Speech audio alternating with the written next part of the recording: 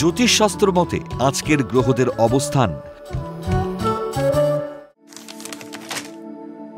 চন্দ্র অবস্থান করবে মিথুন রাশিতে মৃগশিরা নক্ষত্রে।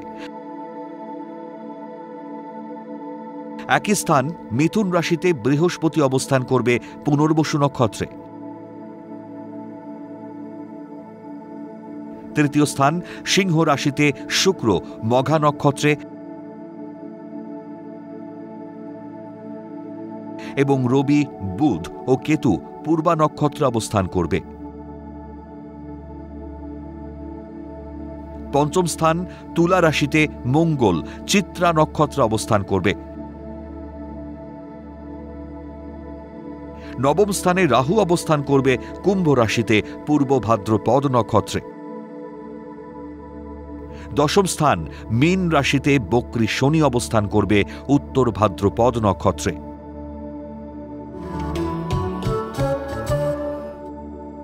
আজকের দিনে জন্মগ্রহণ করলে রাশি মিথুন, নক্ষত্র মৃগশিরা, তিথি কৃষ্ণা নবমী,